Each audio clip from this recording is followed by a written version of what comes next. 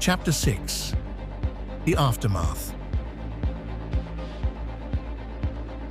I stormed out of the old man's house, my heart pounding like a war drum. The truth weighed heavily on me, yet a sense of urgency pushed me forward.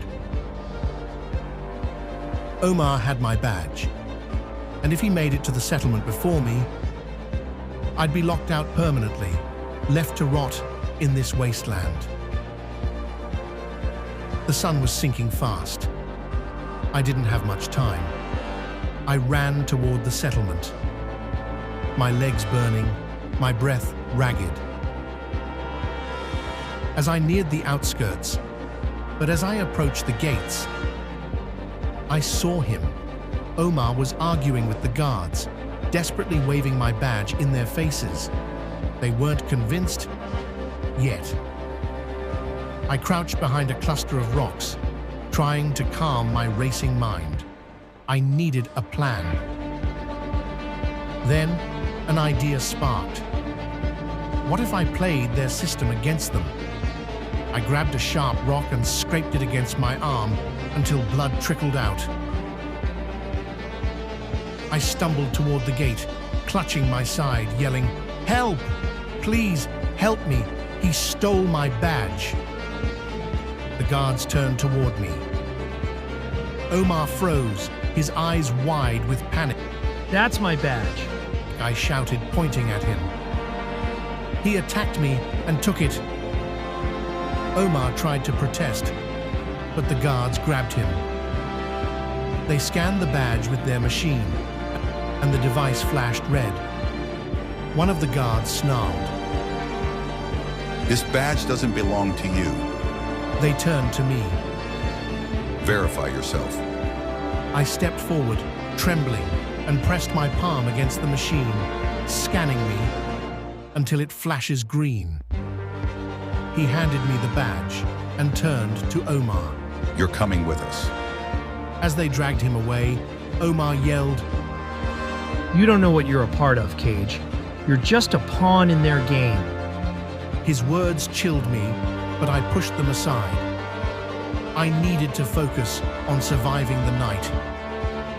The guards let me back into the settlement, and I collapsed in my tiny, decrepit room. But sleep wouldn't come. Omar's final words echoed in my mind. The next morning, I decided to dig deeper into the truth. If the Sons of Light protocol was real, then my life, my very existence, was a lie. I needed proof. I snuck into the administration building where I first received my badge. The place was heavily guarded, but I managed to slip past undetected. Inside, I found a room filled with filing cabinets and machines. One of the computers was unlocked, and I began searching for any files related to the protocol. What I discovered made my blood run cold. The files confirmed everything the old man said, and more. The settlements weren't just about preserving the best of humanity. They were part of a bigger experiment. The government wasn't saving lives. They were controlling them. Every arrival was implanted with a chip that monitored and manipulated their thoughts, erasing memories. Worse yet, the files hinted at a phase 2, the complete eradication of those outside the settlements. The Sons of Light weren't meant to rebuild society. They were being prepared to dominate it and take the world over themselves. They couldn't wait for those creatures to finish the people outside. They just had to make it happen faster. That means I'm going to be all right from this side. But I believe that every human needs to live, so I do care about the ones outside. Couldn't stay silent. I needed to warn the others. But as I left the building, alarms blared. I had been spotted. Guards swarmed the area, shouting commands, their weapons drawn. I ran, ducking and weaving through the maze of buildings, but they were closing in. Suddenly, a hand grabbed me and yanked me into a hidden alley. I turned to see Daniel, alive but different. His eyes were sharper. His looked more confident. He whispered, "You're not the only one who's figured it out. There's a resistance, and we need you." My mind raced. Could I trust him? Or was this another trap? Before I could decide, Daniel leaned in and said, "Remember why you're here, Cage. You weren't chosen, you were recruited, and it's time to fight back." In that moment, everything clicked. My journey wasn't about survival. It was about rebellion. I wasn't just an arrival. I was a spark. And the fire was about to begin. I stood in the hidden chamber with Daniel and the others he called the Resistance, as they explained their plan to expose the truth about the Sons of Light protocol. They believed I was the key, a glitch in the system, someone who had started to remember fragments of the life they had erased. Sometimes it takes just one crack to shatter an entire foundation. This will override the system and broadcast the truth to every settlement. They won't be able to hide anymore. As I approached the central console, memories flooded back, flashes of a white room. My hand hesitated over the console. Suddenly the screen lit up, and a familiar face appeared. It was me on a recorded video saying, "Hello, Cage," or myself, the recording said. "If you're seeing this, it means the experiment has reached its final stage.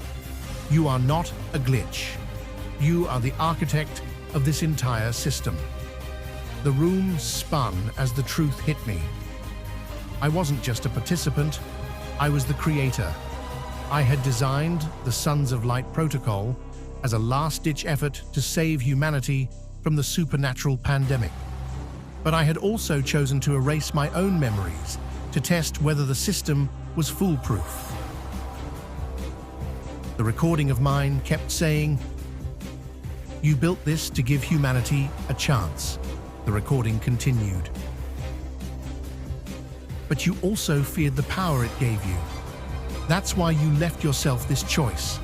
Shut it down and let the world descend into chaos, or continue the experiment and preserve what's left of our species."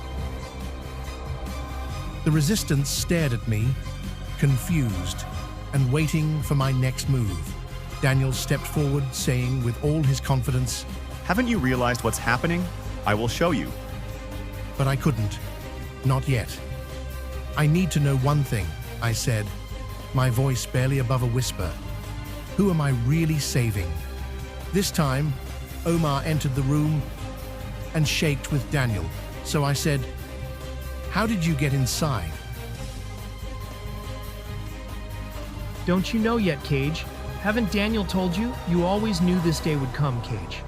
He said, turned to face Daniel, and his eyes flashed with a sinister glow. He said, his voice deeper now, almost inhuman. "You figured it out. So, what will it be, Cage? Will you destroy your creation to save them? Or will you sacrifice the few for the survival of the many?" With trembling hands, I pressed the button. The override didn't destroy the system, it enhanced it, strengthening the settlement's barriers and purging any remaining resistance.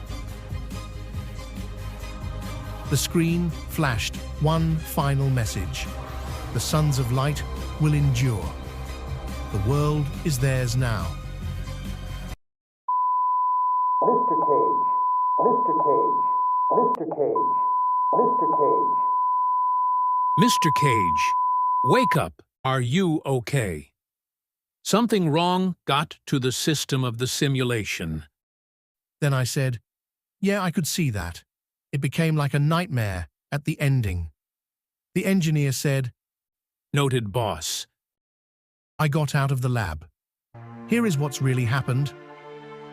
My name is Cage. That part is true.